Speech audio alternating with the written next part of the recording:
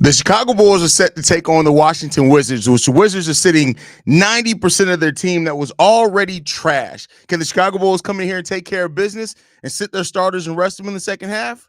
Let's hope so. We're going to talk about it all and more right after this.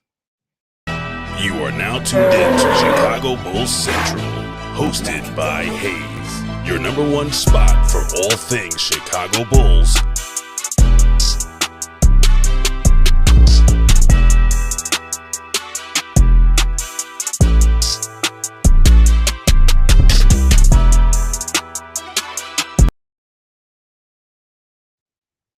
What's going on, Bulls fans? Welcome to another episode of Chicago Bulls Central, your number one spot for everything Chicago Bulls related. I'm the host there, Haize, but more importantly, you guys can follow the channel at Bulls Central Pod on every social media platform we happen to be on. With that being said, let's go and get into this content today, y'all. And the Washington Wizards are sitting 90% of their team. Let's just go through this injury report by the Wizards real quick. Rashawn Holmes out. Anthony Gill out. Sadiq Bey out. Malcolm Brogdon out. Chris Middleton out. Jordan Poole out. Corey Crispert out. Bilal Coulibaly out. They're out. Everybody's out. Like, the Bulls better come in here and take care of business against this 17-win team. I'm not saying that you can overlook every single thing about them, but I'm just saying that this is not a team right now that should be anywhere in the realm of competing with the Chicago Bulls. The Bulls need to get this done in 3 quarters.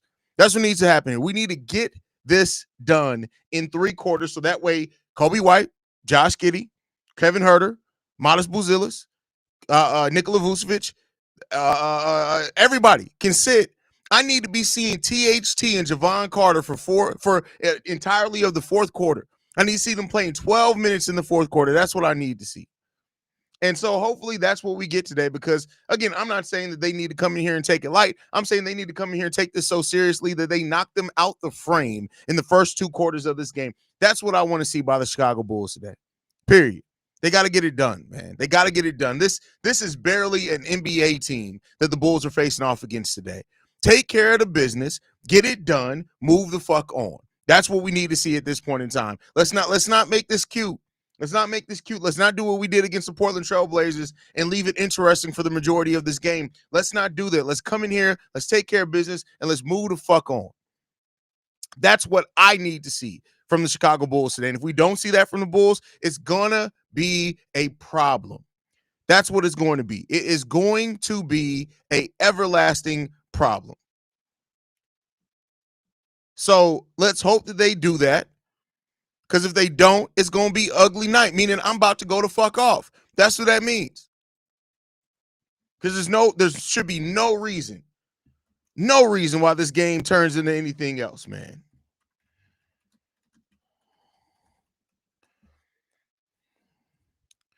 Today and Sunday, we have to rest our starters by the fourth quarter. We can't afford any injuries. Facts. And you know what? I'll even go so far as saying this. Even if we do lose the game, which I don't expect to happen, I don't want to see happen, I don't think it's going to happen. But even if we are to be losing in the fourth quarter of the game, you still sit the starters, period. There's no reason for anything else. You ain't got nothing to prove against a Washington Wizards team. Take care of business, move the fuck on. It's as simple as that. We ain't got time to be playing. We ain't got time to be making it interesting. We ain't got time. This game needs to be boring. This game needs to be over with. Just take care of business. That's all we asking for the Bulls to do, man. Is to act like this game matters to you. Come in here, take care of business, move the fuck on. I don't care who's up. I don't care who's down. I don't care who's sideways. I don't give a shit about none of that. So, let's hope that the Bulls understand the moment here, man. That's all I can say. We got Bulls Daily in the building. What's good, famo? Bulls negative 15 and a half is crazy. My boy, your hat this hat doesn't look Mexican at all. Like, what's Mexican about a Chicago Bulls hat with Chicago written on it? Come on, baby. We need a tough Patrick Williams in this playoff run. Listen, y'all still got hope for Patrick Williams? Julian Phillips should have a season high and put on a highlight reel. We'll see. Are you doing playback again? Yeah, we're doing playback today. Will the Unk brothers be playing tonight? Javon Carter and Taylor Horton Chucker? Yes, they should be.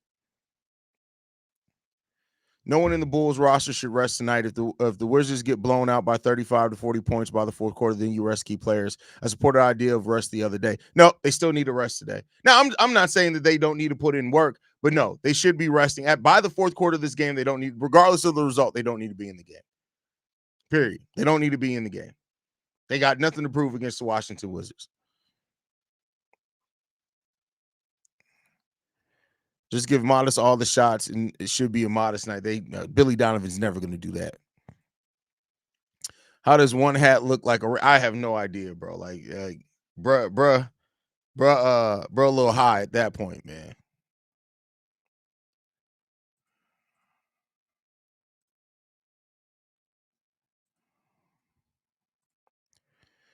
Haize, this is the game P. Will should go crazy. 40 point. Listen, y'all still have faith for that, but we'll see. We'll see.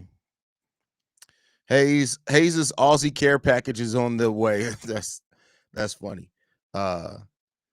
Hopefully they don't hit it with no tariffs. Now let me stop playing.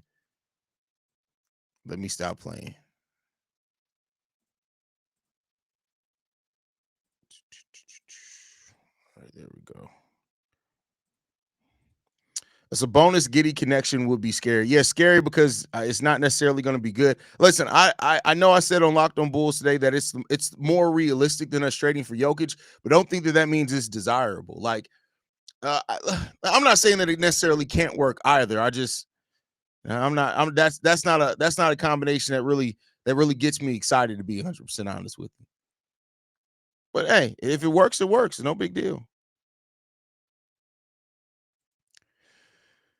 People are gonna have a smooth Tony Snell stat line. First of all, P-Will ain't even that bad. Like, he's not that bad. Left my ass off 200% tax on the fit. That's funny. That is funny. We need to try. So let me ask you this, Adrian. What in the blue hell makes you think that the Sacramento Kings would trade a player that perennially is second or third in triple doubles every single season for Patrick Williams? Like, come on, bro. What are we talking about, man? What are we talking about, bro?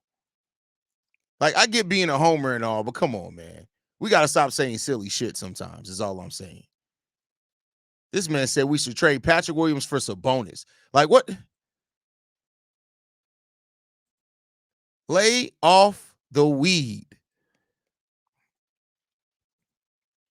For those of you who think P. Will gonna go off tonight, I want that. I want what it is you're smoking. I mean, he could. P. Will always has a game towards the end of the season, he goes off.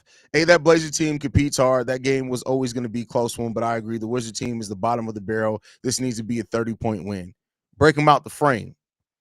It says a lot about the city's excitement for the Bulls that tickets on the 17 Wizards game are more than nosebleeds for the messy game this Sunday.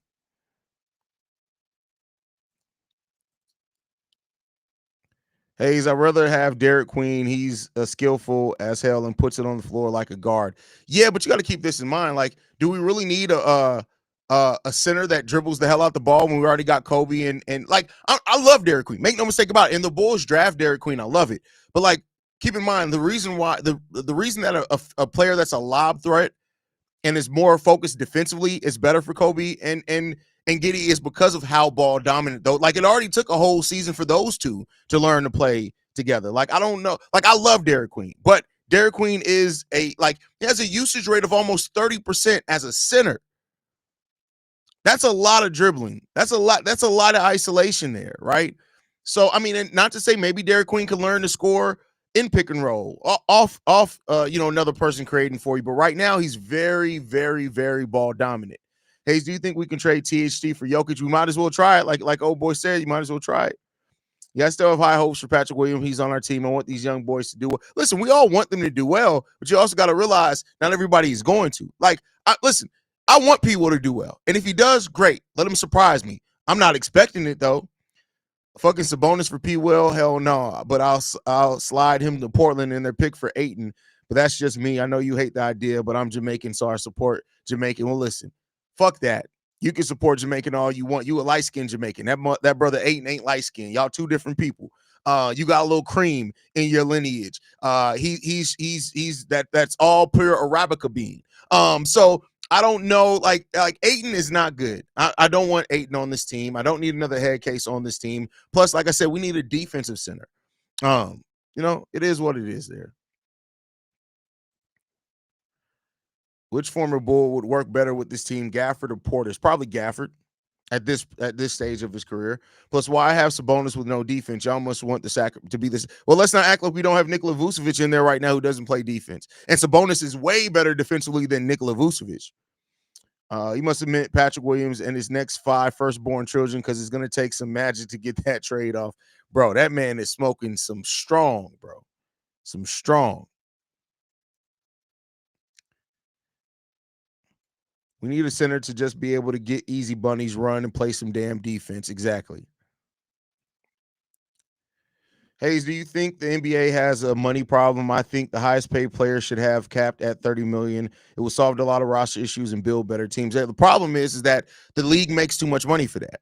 So you're not going to cap off a player's contract because, again, the whole point of the league is very heavily it's so profitable because of its players. Therefore, part of that money in the raising the salary cap, because of the money coming into the league, it has to go to the players. So you're not gonna. I don't think they have a money problem. I think teams have a balance problem, but it is what it is there.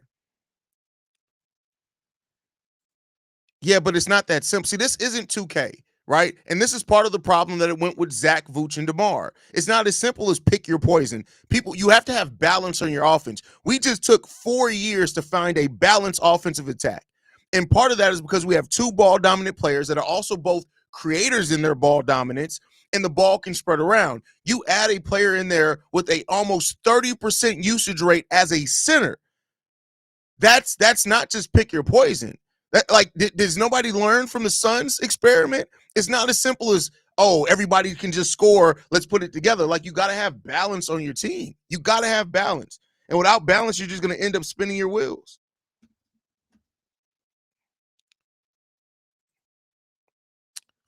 Danny Wolf, Derek Queen, 3 inches taller, 2 pounds heavier, who can shoot, dribble, pass, and shoot. Danny Wolf isn't a better player than Derek Queen. Now, he may be a better fit than Derek Queen, but just because you're taller and heavier doesn't necessarily make you a better player. Let's not act like Derek Queen can absolutely dribble. Not as good of a passer as Danny Wolf. I'll give you the credit for that. And he's not as good of a shooter. But there's a reason why Danny Wolf was projected to go towards the bottom of the first round, right? He has a high floor, but not necessarily as high as the ceiling. So I like Danny Wolf, though. And depending on if the Bulls make the playoffs, Danny Wolf may be the best center on the board by the time they pick. So it's not necessarily a bad pick there. You see a guy like Queen getting significant minutes. Nobody's going to get significant minutes to start their career off as a rookie under Billy Donovan. Now, maybe it can be one of those things like they bring him along like they did Modest Buzelis, but I don't see any rookie coming in day one and starting a lot for Billy Donovan. Patrick Williams did because it was a unique situation, right? Io didn't. Io came in getting some minutes, and his minutes increased as he played better and better. I think that's kind of the path you're looking for under Billy Donovan. I don't get Jokic to us. 1, we would have to give up Cody or Giddey. 2, we don't have the defensive players to help Jokic defensively. 3, we could end up like the Suns with no draft picks. Listen, all that's valid. All that's valid. Too many white people. Listen, that's a fucking dumbass comment. Listen, as long as you're winning, I don't give a damn if they're white, purple, blue, black, orange. I don't give a shit what they are. If they're playing good basketball and there's balance, I don't give a fuck about none of that. How would Giannis work with us? He's frustrated. He's not coming to Chicago. He's not going to work with us because he's not going to be here. I'm starting to have slight hope that Kaman falls in the draft and will be available. But, bro, I'm low-key terrified he becomes – I told you that before. Like, Kaman has an extremely high ceiling, but he has a very low floor too, right? Just because of some of the mechanic things and things like that. Like, I mean, the truth is he's probably going to fall somewhere in the middle. But he's not the surefire prospect that people try to make him out to be. I hate this, but you make good sense regarding Derek. Listen, I'm just here to, like, again, if he comes here, it's not that I dislike the player, right? The way I always try to view things is the makeup of a team and what tries to make a team work, right? It's easy just to look at a player and say, bam, he's talented, let's bring him here. But you got to think about how it balances out, right? And so maybe, and here's the thing, maybe I'm wrong about Queen. Maybe Queen he's been a high usage player because he's had to be, and maybe he can figure it out, and he can figure out how to play with not having the ball as much and those type of things. Maybe he can, right? He's young, and maybe he's really moldable in that case, and maybe he is. But I'm just saying that there are some concerns there for sure as well, right? If we drop Vooch, keep Collins and Smith, any rookies not getting any play before Zach, I disagree with that. Well, right away, probably, but it depends, right? Like you look at Modest, like again, I think Modest is almost the perfect trajectory that you can expect for a rookie under Billy Donovan.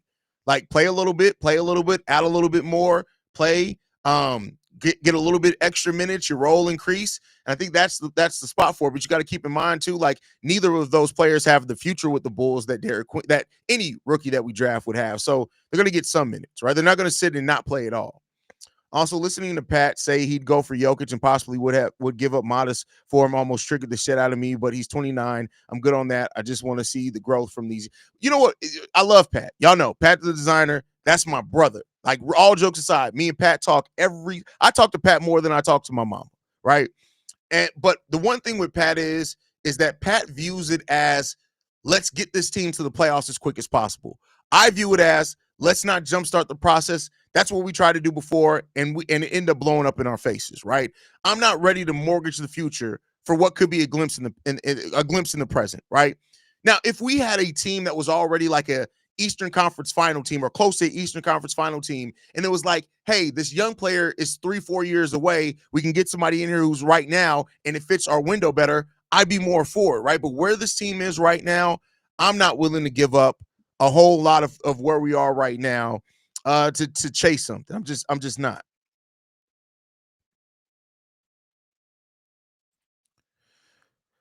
Not gonna lie, I think this Bulls team, with how they've been playing, are the worst possible matchup for the Cavs. I don't believe that, but hey, I mean, we'll see. We'll see. I just heard the NFL just made $23 billion in revenue. I don't know how much in profit, but damn, why people support owners over players in negotiations, I will never understand. But see, the NFL is a very different league, right? Like while the NFL, every major sports league is built, you got to have players, right? But think of it this way: teams are marketable in the NFL. You don't see a lot of players that are hugely marketable in the NFL, right? Like you see them on the Campbell's commercials and things like that, but that's because when they're out there, they have helmets on, right? The NBA, you see every player's face the whole entire time, so it's easier to market it, right? So the players have a larger proportion of the marketing. Look at the NFL, like how many NFL things, like hell, they push NFL with Kevin Hart, right? Now, not to say that the NBA doesn't do that a little bit as well, but like they'll have a player there with them. So it's a little bit of a different, the way that they can market the respective leagues makes a huge difference in that as well. And I think that's something you got to look at. Do you think Toppin made the right decision to stay in school? I do, right? I think JT Toppin did make the right decision to stay in school. And not because he wasn't going to get drafted, but I think this year's draft, in the way that the season ended for him, he was going to probably get taken more towards right outside the lottery.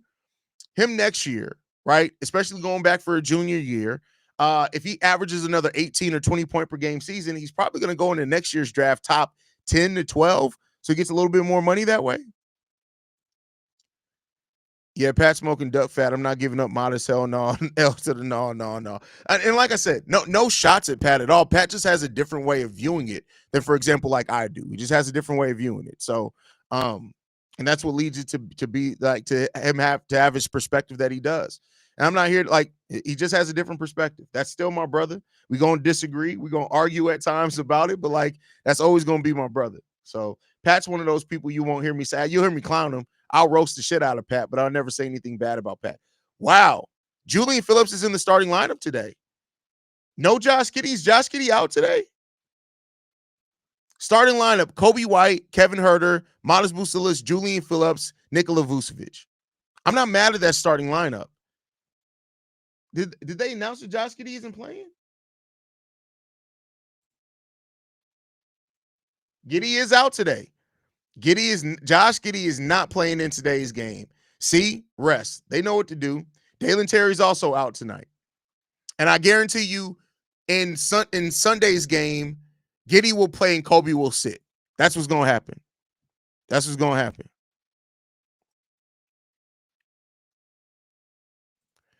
Man, 2 games left. The season flew. A roller coaster still, but more enjoyable ride than the Zach years, especially at the end of the season. For the heart, you keep modest. For the efficiency, you go Jokic. I mean, I think you're also raising your ceiling sooner rather than later. If the Bulls draft Ace Anua, do you think he'll make a big impact right away? Or will he get the Dalen Terry? Oh, it won't be as bad as Dalen Terry. I don't think. I think Ace is too good defensively to be as bad as Dalen Terry. I mean, as far as the minutes aspect, right? That's just my personal opinion.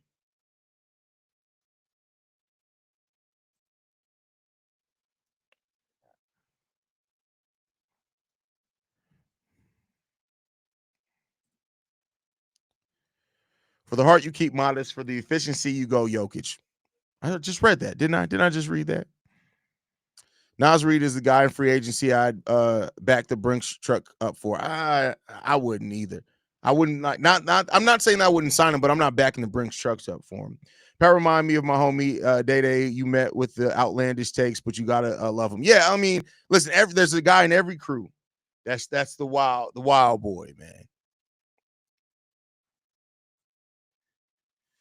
I hope the Bulls make it to the 8th seed, but if the Hawks win tonight, yep, we're ninth. Yeah, I mean, and it seems like that's probably going to happen today. It seems like the Magic are resting a lot of their players. So the Bulls are probably going to be the 9th seed. That's perfectly fine. We're going to face off against the Miami Heat. That's perfectly fine as well. And we'll see where the chips fall at that point. Why are the starters playing? Not all the starters are playing. Some of them are sitting. And I think you're going to see a balance. You're going to see some start, some sit today, and then the other ones are going to sit and they're going to flip-flop on Sunday's game.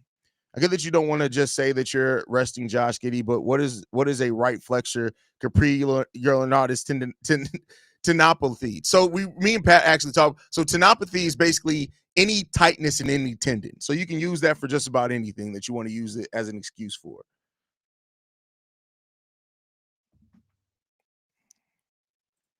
I don't know. I think Asa will get the Dalen treatment because he's got to add some weight if they want him to play center.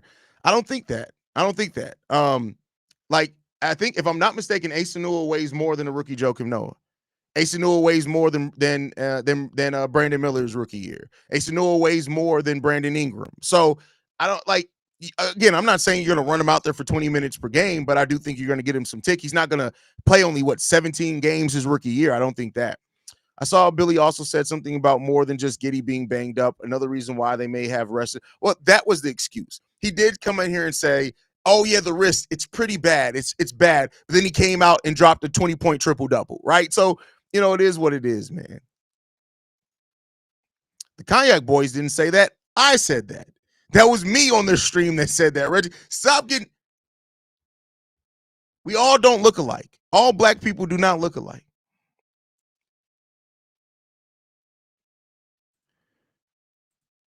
If we make it to the playoffs and do well, would that change your mind on what Pat said? No, doesn't change my mind. Unless we make it to the Eastern Conference Finals or close to it. How skinny was Joakim? Joe was small his rookie year. Very, very small his rookie year.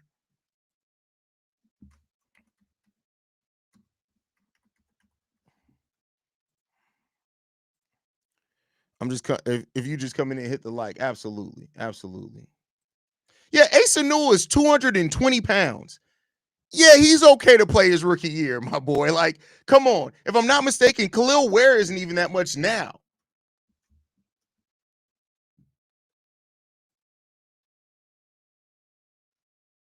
Asa Newell came into the draft combine 215 pounds. They now have him listed as 230. I don't know if that's real, but the draft combine he weighed at 215. If Asa Newell is 220, he's okay. He's okay. I'm not saying he's not going to put on some weight over the course of his career, but come on. Like, come on. I want to see what was Joakim Noah? I just want to see what his weight was the draft combine. Joakim Noah was 219 pounds in the draft combine. So yeah, Asa Newell he'll be perfectly fine. Perfectly fine. Asa Newell has definitely grown on me. His ability to run in transition and the shooting ability as well as his defense and interior game. The defense is the thing that's really he's gonna make a name for himself on right away. The defense is really going to be the thing he makes a name for himself.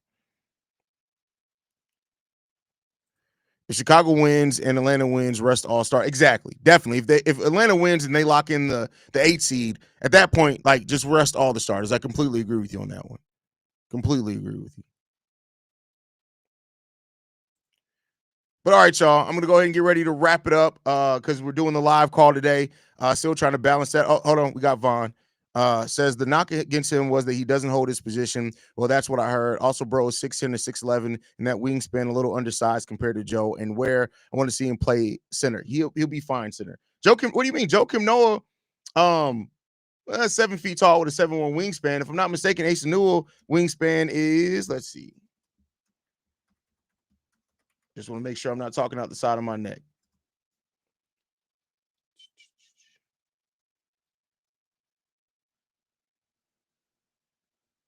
Ace Newell has a 7'1" wingspan. He's perfectly fine, bro. Like, you act like he got Kobe White arms or something. Like, 6'10", 11 with a 7'1" wingspan, that's a modern center. At 220 pounds, that's fine. Now, I'm not saying that that's the way he can play his whole career at. He's going to have to put on some weight, but he's going to be perfectly fine at the NBA level, bro. I don't have any doubts. He'll be perfectly fine at the NBA level.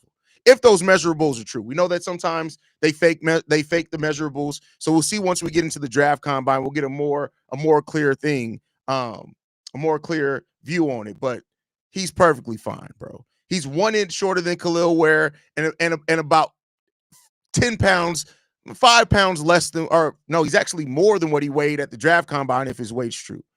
Yeah, he's fine. He's fine.